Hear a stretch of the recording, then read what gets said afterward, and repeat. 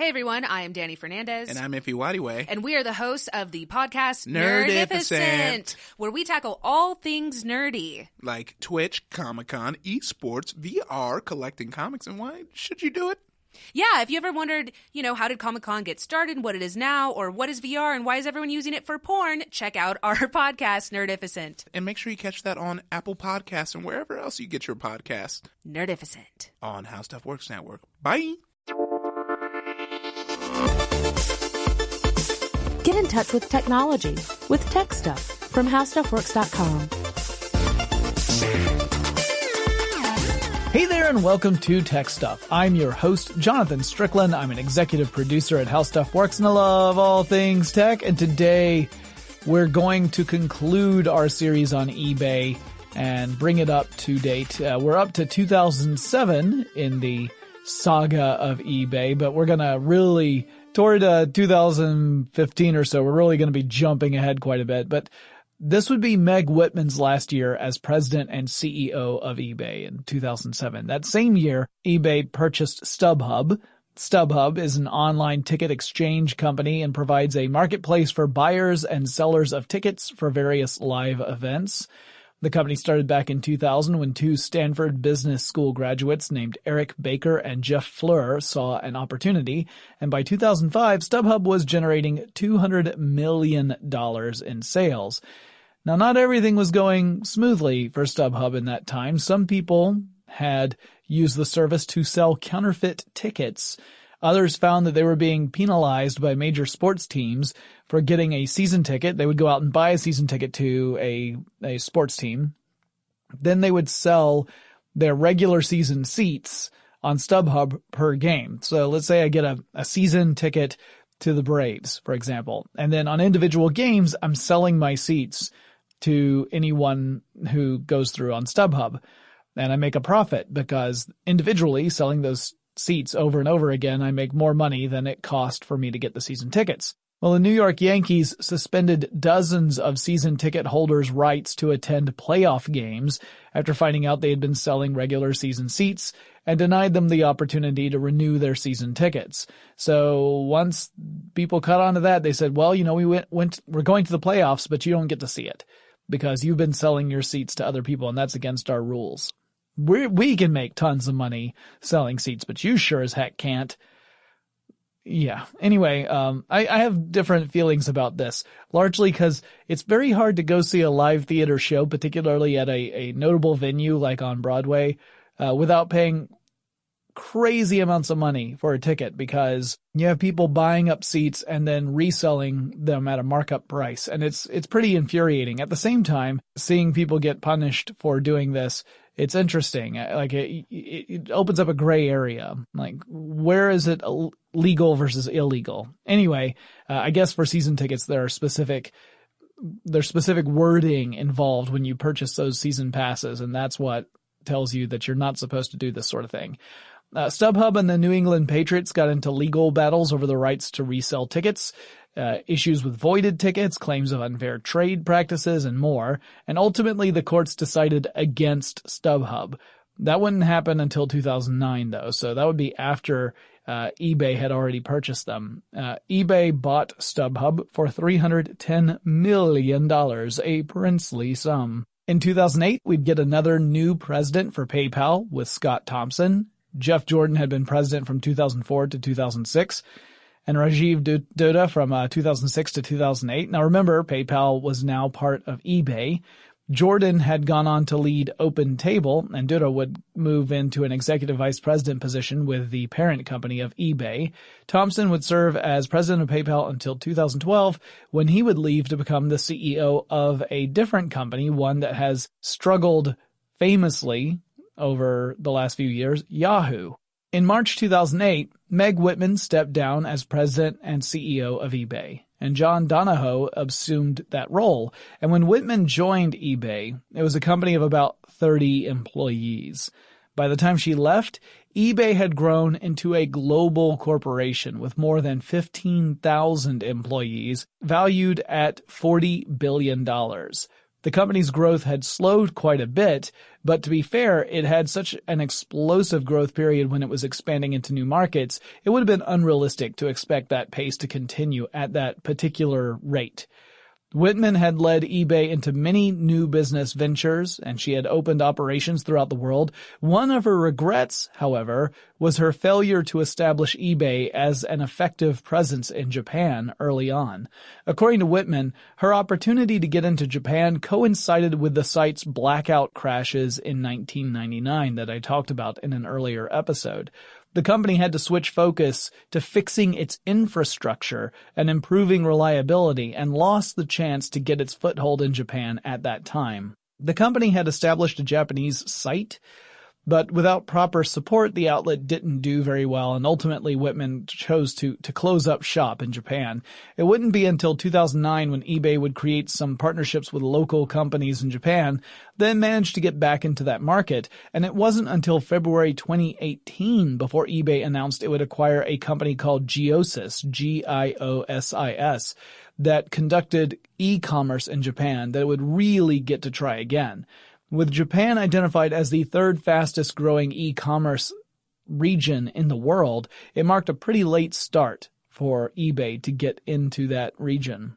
Whitman had a bit of a mixed reputation among eBay users, the actual buyers and sellers on the site. For one thing, there was no denying the company had grown significantly under her leadership, but she also had made choices that at times upset the community. For example, at one point she gave Disney its own auctions page, which many saw as preferential treatment that put normal sellers at a disadvantage. They didn't get the platform that Disney had. And of course, Disney's a multi-billion-dollar corporation, so it felt like they were being shoved aside. And plus, Whitman had actually worked for Disney in the past before she came to eBay, so there was that element as well. However, Whitman actually paid attention to reactions and she backed off of her decision. She reversed it.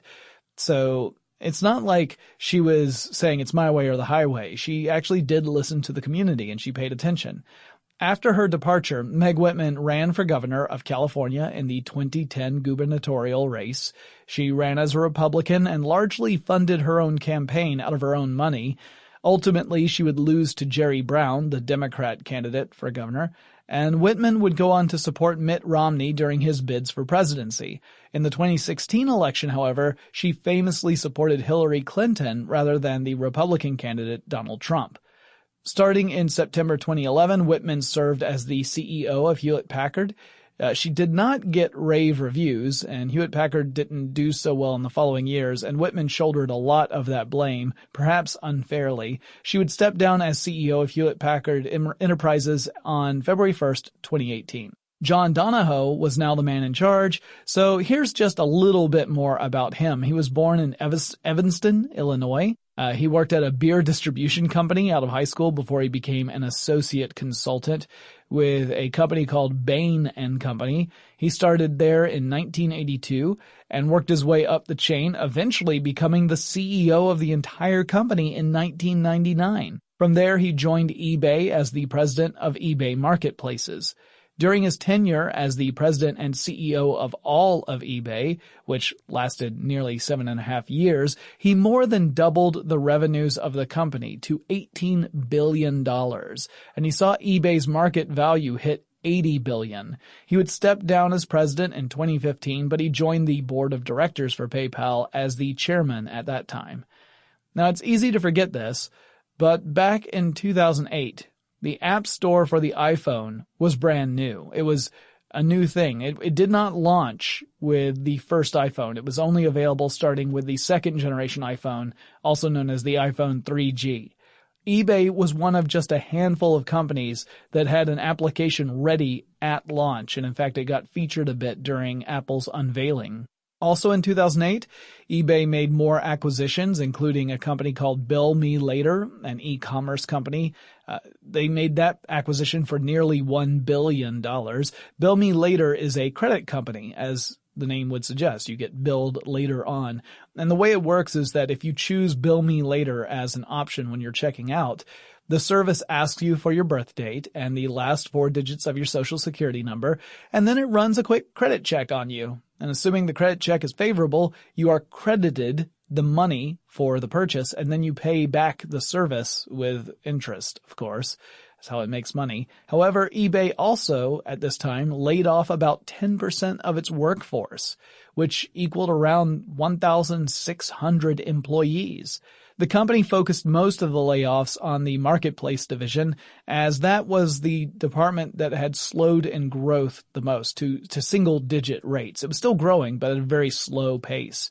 eBay would hold another big round of layoffs in 2015, firing about 2,400 employees on that go-round, which represented about 7% of its workforce at the time.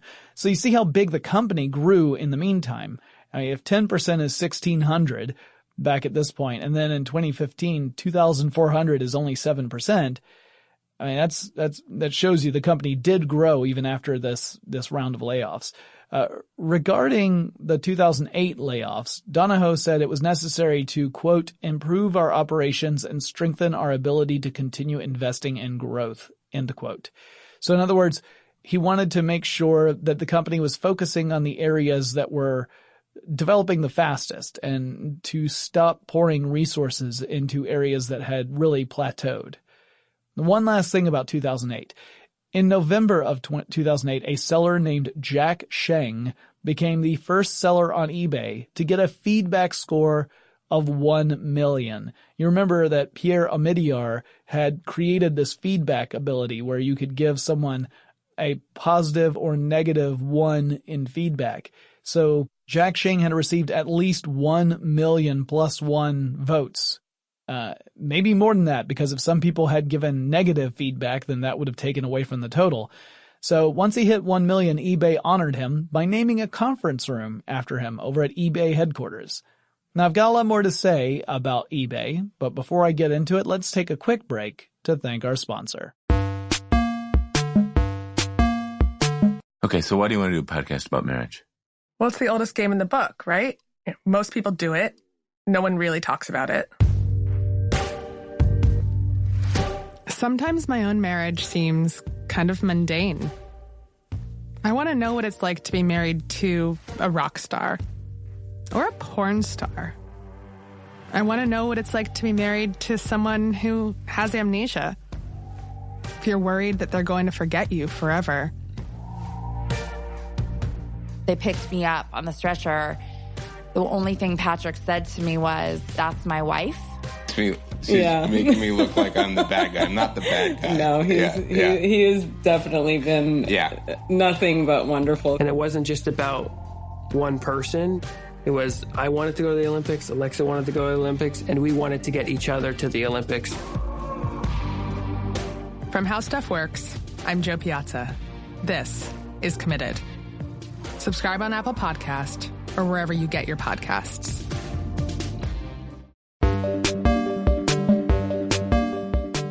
eBay launched a program in 2009 inside the company called the Women's Initiative Network, or WIN, which provides opportunities and career development training for women interested in building a career in any department within the company, which I think is pretty cool. And in fact, one thing I have to say about eBay is whether or not you like the site or the service, whether or not you've ever done an auction there or shopped there, the company itself has a reputation for promoting fairness in its corporation among its employees. So everything from giving special opportunities for people to pursue training, career development, making certain that people are not being treated unfairly due to ethnicity or gender or sexuality or any of those things. It's really interesting and really admirable. So whether or not you like the company, at least the policies that the company has put in place, I think have been really progressive. And I like that a lot.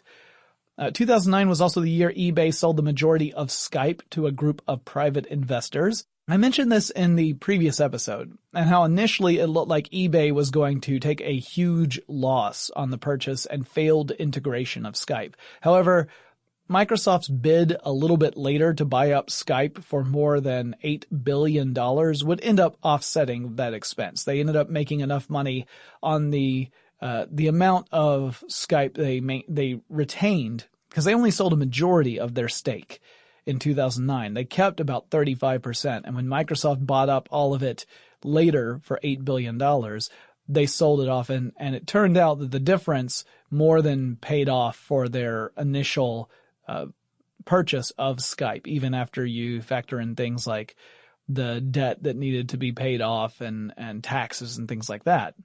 In 2010, eBay got hit with a patent infringement lawsuit from a company called XPRT Ventures, LLC. This story led me down a real rabbit hole in research because I saw plenty of news reports from 2010 about the lawsuit being filed, but nothing really substantial about how it all shook out. And as it turns out, the reason for that part is that it's 8 years later and the lawsuit is still going on. So what is actually at the heart of this lawsuit? Well, XPRT Ventures, which as far as I can tell is a company that has patents but doesn't actually do anything else, sued eBay for $3.8 billion in 2010 and alleged that the company was infringing upon several patents and had stolen trade secrets. According to the complaint, the patent holders met with eBay in 2001 and showed a law firm claiming to represent eBay the patent applications for some of the patents they had been filing for online payments. Then the complaint alleges that eBay used that information later when eBay incorporated some PayPal functionality into its own e-commerce payment platform several years later. Now the plot thickens. The actual patents were rejected multiple times during this application process. The final patent was accepted in 2009. The website TechDirt pointed out that the finalized patent, the one that actually would be protected from infringement, was different from the original filing, the one that eBay supposedly took a look at and then later infringed. So in other words, the wording that was present in 2001, that had changed by the time the patent was finally accepted because it had been revised multiple times until accepted in 2009. Other outlets outright called XPRT a patent troll. A patent troll is a person or a company that files or buys patents with no intent to produce anything from them, but rather use them to threaten litigation against others in order to win court cases or, more likely, get a settlement out of court. You could also license patents to companies, and in fact there are a lot of companies that do license patents out to other people or other organizations.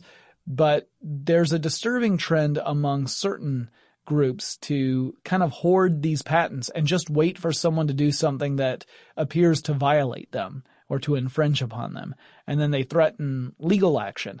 And some companies, rather than going through the process of having to defend themselves in court, which is incredibly expensive and time-consuming, will just end up coming to an agreement for an out-of-court settlement. And that's how these companies make their money. They don't make it by producing something or building anything or licensing ideas out to other people. Or rather, patents. Patents aren't really for ideas. It's the implementation of an idea. Instead, they wait for someone to do something that looks like it's an infringement, and then they go after them, and with the hope of an out-of-court settlement or maybe a court award if the whole case goes to decision. The most recent information I could find about this involved eBay arguing that the patents in question contain unpatentable material, such as abstract ideas. You cannot patent an abstract idea. That information all came to light back in the spring of 2018. At least that was where the documents I found that's when they were filed, was in 2018. So this is still unfolding as I record this. And I have to admit, I haven't read all the legal proceedings. It would take me days to go through it all, or even the full 200-page complaint, because it was enormous. It could well be that XPRT has a valid argument here. So I don't want to give you guys the feeling that the whole thing is without merit. That might not be the case. There may be a real legit case behind XPRT's allegations. I am amazed that this battle has stretched into 2018, though, because typically you would see either a settlement. In this case, you would argue that, well, it's because eBay is fully confident that they did not do anything wrong and therefore they are defending themselves. Or you would see the accusers dropped the case because it would just get so expensive to continue. But neither of those things have happened yet. Another legal issue that began to broil back in 2010 would eventually scoop up eBay. It was a 2010 antitrust action from the United States Department of Justice, and later it would inspire a 2013 class action lawsuit brought against several companies in the tech space, including eBay, Lucasfilm, Apple, and Google, among others. I think Intel was in there too. But the charge was that these companies were colluding with one another in an agreement to not conduct cold call recruitment efforts with each other's talent. So in other words, these companies were not supposed to try and hire talent away from each other, which on the corporate level seems like it's all fair, right? You would say, oh, well, of course, it's not really fair for Intel to go after Google or Google to go after Apple and so on and so forth. But then if you look at it from the perspective of the employees, you would argue, wait a minute, this is denying people the opportunity to potentially improve their careers, to go and get a more competitive salary or a more fulfilling job somewhere. And that was, in fact, the basis of the argument, both from the Department of Justice and the class action lawsuit. The Department of Justice suit was settled pretty much the day it was filed. The class action lawsuit also went into settlement, with various companies paying out to the 64,000 or so employees who were represented in the suit. But it all depended upon individual companies and then percentages of that 64,000, because not all of them worked for the same company, obviously. Also in 2010, eBay's app would launch on the iPad. That was a brand new product in 2010, and the company acquired Milo.com, and that was a local shopping service. The service would let shoppers research products and compare prices to buy locally with real-time availability information. So it kind of go through the inventory of various local stores, and you could do price comparison right there before heading out of your house to go and actually buy something. eBay bought Milo.com for a reported $75 million, and that was just one of many acquisitions eBay made during this period. And to go through every single one of them would be pretty bonkers. Also, a lot of them were, like commerce sites or data analyst sites, things that most of us don't have any connection to, and it wouldn't really be meaningful to go into it anyway. But I will hit some of the ones that are super important because I think we need to at least acknowledge a few of them, but I'm just not going to do another episode on eBay right away. So we're not going to go through every single one. So let's keep on trucking.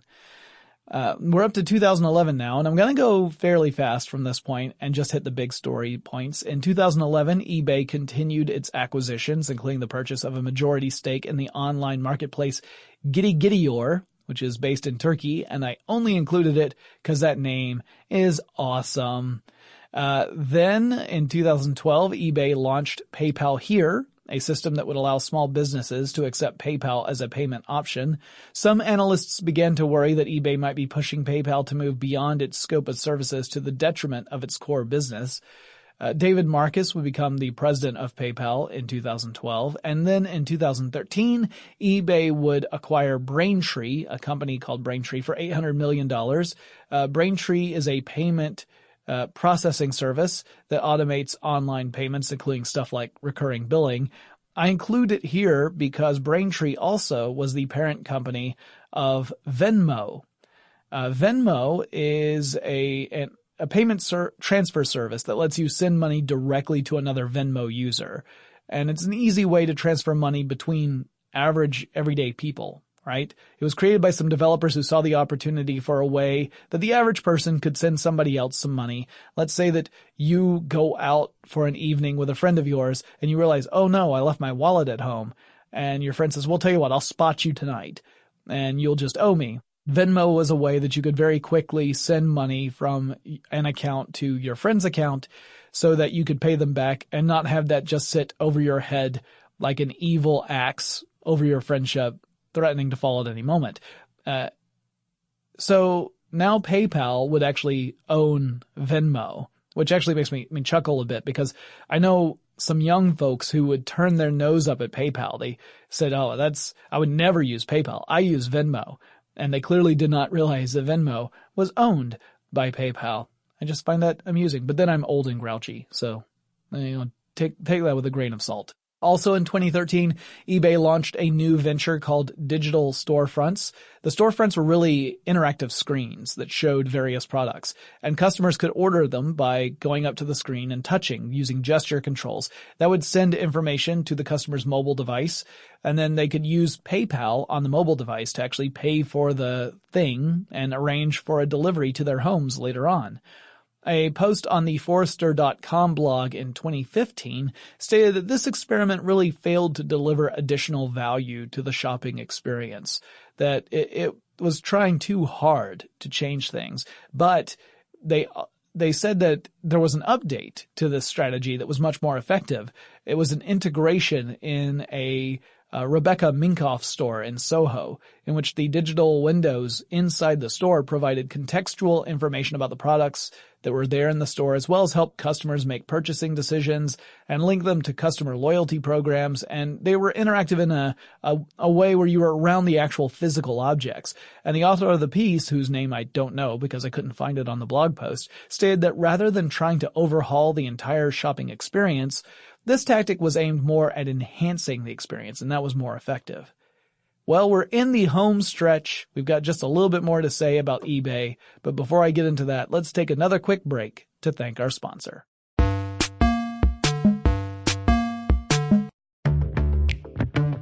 My mom taught me so much about being a lady, but she never told me how to make my voice heard on gun violence, or what Lisa Simpson is really like in real life. That's why we make the show Stuff Mom Never Told You. On Stuff Mom Never Told You, we get into every aspect of what it's like to be a lady in 2018, from activism and pop culture to everything in between. So if you're craving a little feminism for your earbuds, check it out every Wednesday and Friday on Apple Podcasts or wherever you listen to podcasts.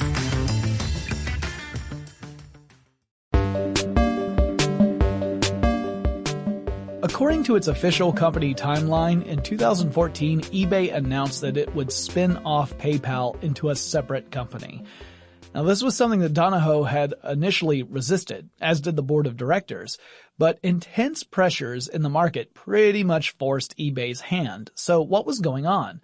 Well, first there was a guy named Carl Icahn. Carl Icahn is a billionaire businessman and an investor who has a large stake in lots of different companies, including eBay. He had more than 46 million shares in eBay.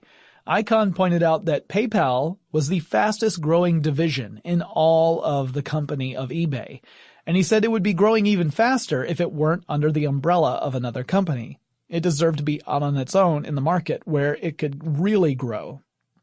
The board of directors of eBay initially rejected this proposal in January 2014, which kind of motivated Icahn to start gathering support among shareholders to demand the action, to create what is called a proxy battle.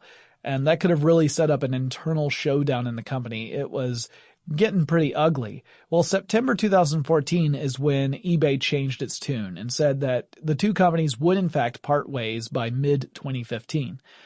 Now, why did the company change its mind? Well, one was it wanted to avoid this proxy battle, and it was coming up on a big annual meeting where such a battle could have been launched. But also the landscape had changed rapidly throughout the year, with different competing services that were all about payment processing, supported by companies like Apple and Alibaba, were popping up and cutting into PayPal's space. It would be a lot easier for PayPal to flourish if it could be its own company and compete directly against these services. And eBay could benefit from using multiple services, not just PayPal. And so the companies kind of hugged it out, and they went their separate ways. Icahn, by the way, went with PayPal. He swapped out his shares of eBay for an equal number of shares in PayPal. So that's kind of what he wanted all along. Dan Schulman would be named the president and CEO of PayPal, the brand new company. In 2015, Donahoe stepped down and Devin Winnig would take on the role of CEO for eBay. Some people said, well, why would Donahoe step down? He had led the company so effectively. And you could argue that one reason is that up till 2015, he was overseeing the enormous company that included eBay and PayPal. At 2015, PayPal split off, so he would actually be heading up a smaller company. It would actually be a step down for him from where he had been. And so maybe he had done everything he needed to accomplish, and that's why he decided to step down as CEO. Devin Winnig would take over the role. He earned a BA from Union College and a law degree from Columbia University. He had acted as CEO of a company called Nastec Pharmaceutical. It was a company that his father had founded and led until his early passing. And Winnig was still in his 20s when he took over that company. He would go on to become an executive for Reuters before joining eBay as the president of the global eBay marketplaces back in 2011. And today he also serves on the board of directors for General Motors. He got elected to that in 2018. In September 2015, eBay celebrated its 20 years of being a thing, its 20th anniversary. And in 2016, eBay acquired a company called The Expert Maker, which was a virtual reality technology company. So I guess we can look forward to shopping in virtual stores and malls using eBay as the foundation for various businesses. I'm not certain I need that experience, as the online approach has worked fine for me, but who knows? Maybe it will become the next way of shopping for stuff. eBay has also acquired an image recognition company called Corrigon, and it also bought an online ticket commerce site in Spain called TicketBiz. And there's been a recent kerfuffle on eBay features meant to create incentives for people to buy stuff.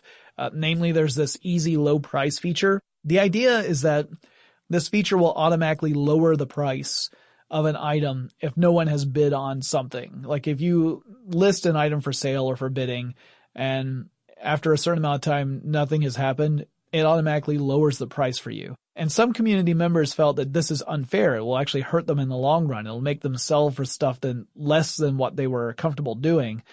And that it really only benefits eBay, because eBay makes most of its money, or a great deal of its money, through successful sales. So even if it's small successful sales, if there's a lot of them, that amounts up to a huge amount. I mean, that's what Pierre Omidyar saw within the first year of launching eBay, once he started putting in these fees. A report in the UK found that 1 in 3 UK consumers had mistakenly purchased a counterfeit electrical product online. So something that was being marketed as a recognizable brand, but it turned out that it was a counterfeit. And they'd purchased these on sites like eBay and also on Amazon, so eBay was not alone in this. And there is a growing amount of pressure from various consumer groups and companies to convince Amazon and eBay and other sites like it to really crack down on counterfeiters. And that pretty much brings us up to date with what eBay's been up to. There's, of course, lots of other little things like features that have been rolled out, but that gets so granular that I think it's not very interesting. Pierre Omidyar, the founder of eBay, is still on the board of directors. He did recently sell off some of his shares in eBay. He spends a great deal of his time doing philanthropic work these days. And before I go, I thought I would list off some of the most expensive and some of the strangest things to sell on the auction site. And I grabbed these items from various sources, but a lot of them come from eBay itself. eBay has a timeline where they kept a record of some of the more expensive things that have been purchased on the site. And some other places had different things listed that were not on eBay's official list, which makes me wonder how official and real they are. But we're gonna take it all with a grain of salt. So here's a list of some of the more expensive things that have been sold or auctioned off on eBay. There was a baseball card featuring Hans Wagner, who played primarily for the Pittsburgh Pirates. His career stretched from 1897 to 1917. So this is very early in professional baseball. The card sold for $1.27 million. Yikes. In 2001, Rob Mitchell coughed up $577,000 for Black Betsy. That was a baseball bat. It was a baseball bat that belonged to Shoeless Joe Jackson. Shoeless Joe Jackson, in case you aren't familiar with that name, was one of the players permanently banned from playing professional baseball after the scandal during the 1919 World Series, in which several Chicago White Sox players, including Shoeless Joe Jackson, conspired with gamblers to throw the series that they were having against the Cincinnati Reds. So in other words, to lose on purpose. A Gulfstream II jet sold for $4.9 million to a charter flight company in Africa, so it wasn't sold to an individual, but rather a company. In 2002, One eBay listing was for a house that was built inside an old missile silo that was constructed during the Cold War. The house sold for $2.1 million. There was an Enzo Ferrari, of which only 399 were ever made. It went up for auction in 2004 and sold for more than $1 million. The original Hollywood sign, if you're familiar with that, that's on the Hollywood Hills, the original sign was replaced back in 1978, and the original letters, which are 50 feet tall, went up for sale in 2005 and sold for $450,000. There was the Giga yacht that I mentioned earlier in a previous episode. It's still a top item. In fact, depending upon the source you're looking at, it is the most expensive thing that has ever been sold on eBay. It was a 50% down payment on eBay, and that ended up being $85 million. And as far as I can tell, it's for a boat that has yet to have been built. It still doesn't really exist other than in concept form. That sale happened back in 2006. Also in 2006, a chunk of meteorite from Mars sold for $450,000. It had crashed in Nigeria back in 1962. There was a bottle of Samuel Alsop's Arctic Ale that was brewed especially for the 19th century explorer Sir Edward Belcher for his visit to the Arctic, because he wanted a beer that wouldn't freeze in Arctic temperatures. It sold for $503,000. A bottle of beer for $503,000. Thank goodness it wasn't a six-pack, right? At Kate Middleton's wedding to Prince William of England, Princess Beatrice wore a hat that I can only describe as totally hideous. What do I know? I'm not a royalty. I got no noble blood in me. But anyway, this monstrosity, and you really need to look at a picture of this. In fact, I'm going to have to show Tari a picture of Princess Beatrice's hat when this episode is over. It sold for 81,000 English pounds back in 2011. During a charity auction, eBay offered up the chance to have lunch with Warren Buffett, and this has become an annual event since then. And the initial lunch sold for $3.4 million, and no telling if that actually included dessert or not. In 2012, an Italian village called Pratericcia, which was nearly vacant, it was almost abandoned, had been auctioned off for $3.1 million. It is not the only town that has gone up for auction on eBay. Others include Albert, Texas, and Bridgeville, California. Also in 2012, a letter written by Albert Einstein sold for $3 million on eBay. The winning bidder was a philosopher named Eric Gutkind, or Gutkind, more likely because of the spelling of that name.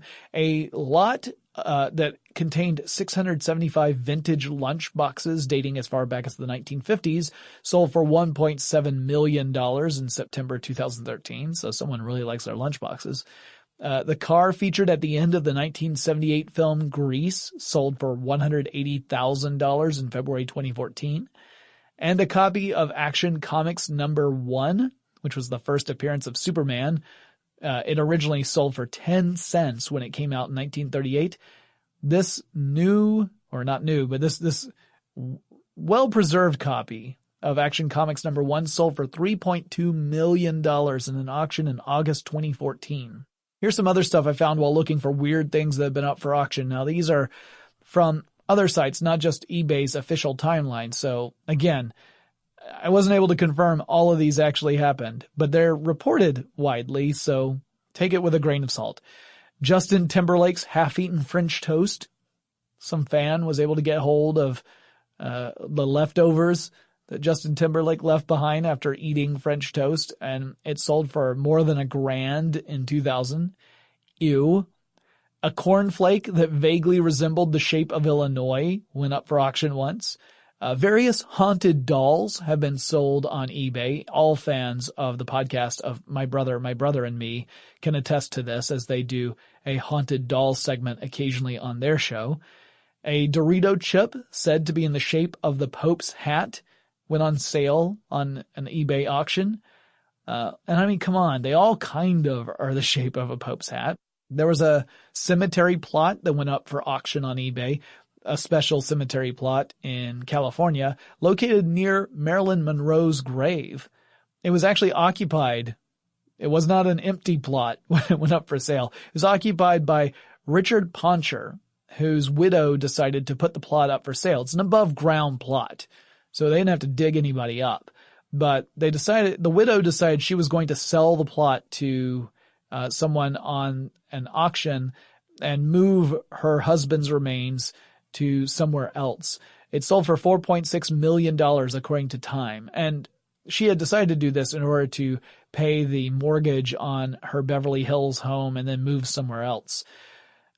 Also, once upon a time, a user put up for sale or for auction The Meaning of Life.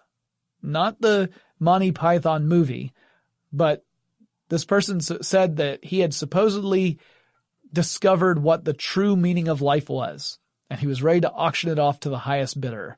The highest bidder paid the princely sum of $3.26. And I suppose they've kept the secret because it was hard-earned. For less than $5, they got The Meaning of Life, apparently. And that wraps up this discussion about eBay. It was a lot of fun to look into this company, and I learned a lot going through it, especially about the very bold moves that various eBay executives have made throughout its history, both to great effect and sometimes to great detriment. Really kind of a fascinating story overall. And Pierre Omidyar, who launched the whole thing, seems like he's a pretty cool guy. Definitely someone who really believes in giving back to communities. He has done an awful lot of conservation work in Hawaii as well, and I find that really admirable. So, fascinating story. I can't wait to look at the next company history. I haven't quite decided which company I'm going to focus on next.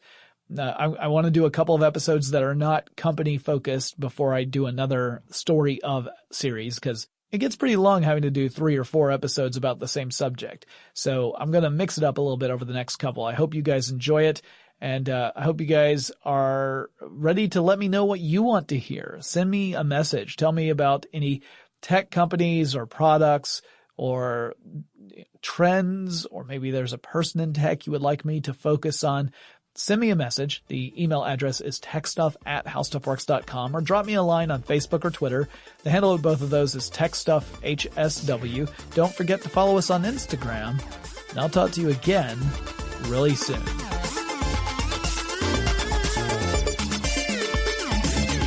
For more on this and thousands of other topics, visit howstuffworks.com.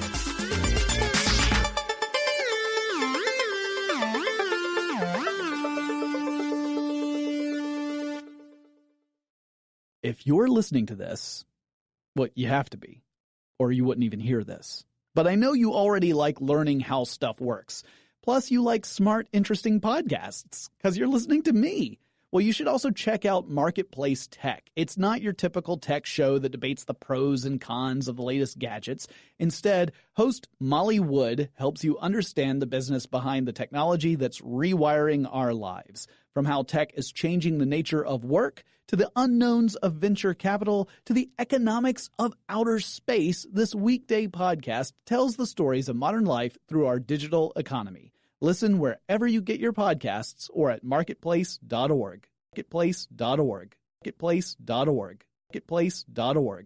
Marketplace.org. Marketplace.org. Marketplace.org. Marketplace.org. Marketplace.org. Marketplace.